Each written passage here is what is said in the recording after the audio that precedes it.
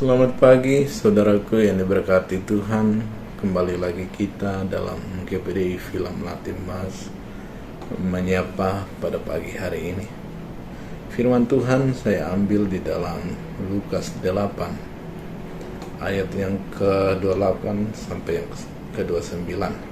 Begini firman Tuhan. Ketika ia melihat Yesus, ia berteriak lalu tersungkur di hadapannya dan berkata dengan suara keras, "Apa urusanmu dengan aku, hai Yesus, anak Allah yang maha tinggi?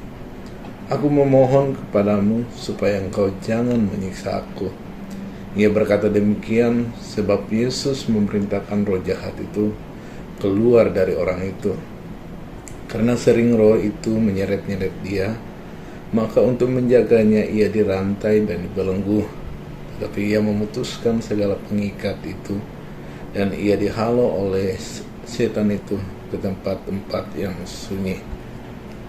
Puji Tuhan, Bapak Ibu, saudara yang diberkati Tuhan.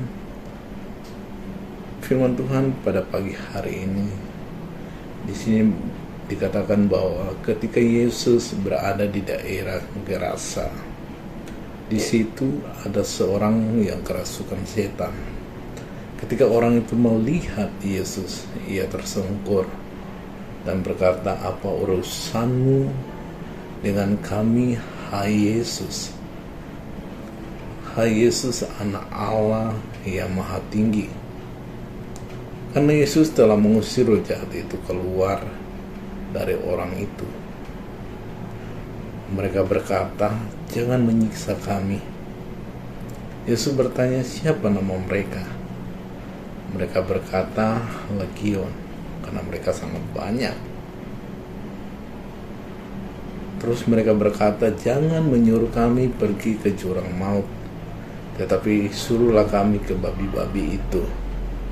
Ketika roh jahat itu keluar dari orang itu, maka pulihlah keadaan orang itu.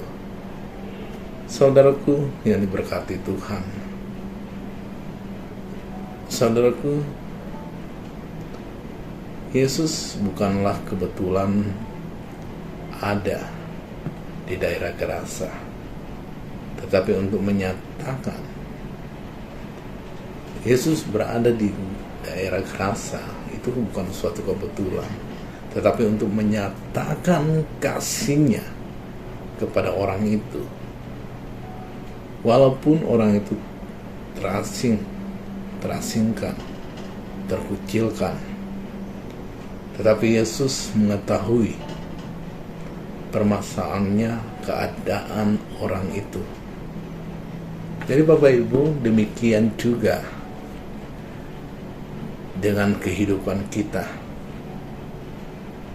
sebagai orang-orang yang percaya.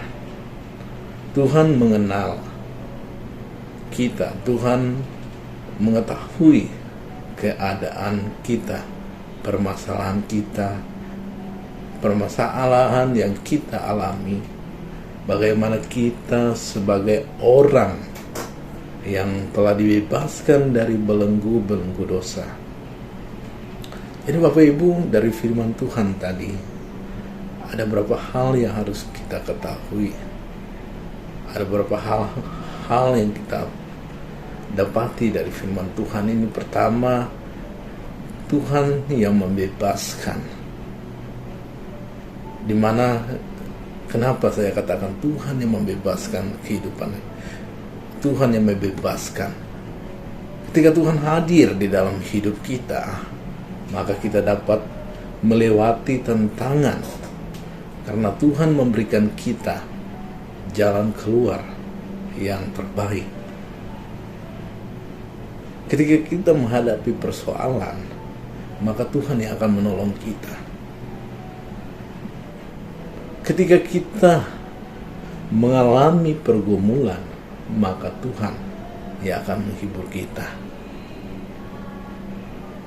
Jadi yang kedua Bapak Ibu Saudara, kenali Tuhan kita. Pertama, Tuhan yang membebaskan. Baru yang kedua, kenali Tuhan kita. Kenali Tuhan. Kenapa saya katakan kenali Tuhan? sebagaimana iblis mengenal dia sebagai anak Allah yang maha tinggi. Kita harus mengenal pribadinya, kita harus dekat dengannya, kita lebih dekat lagi. Orang-orang yang mengenal Tuhan adalah orang-orang yang selalu melakukan firman Tuhan. Jika kita bandingkan Bapak Ibu Saudara dengan Lukas 11 ayat 24-26, di mana didapati bahwa rumah itu kosong, rapi, tersusun, tidak ada penghuninya yang tinggal di dalam. Sebagaimana dia pergi, rumah itu kosong. Ketika dia kembali lagi, rumah itu kosong. Jadi Bapak Ibu, artinya kehidupan kita, biarlah Yesus yang memegang alih kehidupan kita. Yesus yang memegang peranan di dalam kehidupan kita. Biarlah Yesus yang memegang kendali atas kehidupan kita. Puji nama Tuhan, firman Tuhan saya tidak perpanjang. Biarlah firman Tuhan menjadi kekuatan di dalam kehidupan kita. Terima kasih ya Tuhan, hamba mengucap syukur buat kasih dan anugerah-Mu yang selalu terus melimpah di dalam kehidupan kami Bapa. Terima kasih ya Tuhan, kami mengucap syukur. Haleluya, amin. Tetap semangat.